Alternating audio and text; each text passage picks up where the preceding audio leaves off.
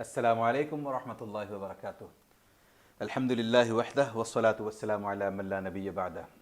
चलिए आज इंशाअल्लाह ताला हम अल्फ़ाबेट को उर्दू के ज़रिए से सीखने की कोशिश करते हैं।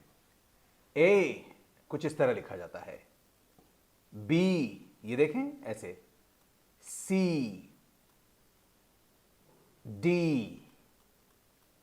ई, F, G, H, I, J, K, L, M, N, O, P, Q, R, S, T, U, V, W, X, Y, Z।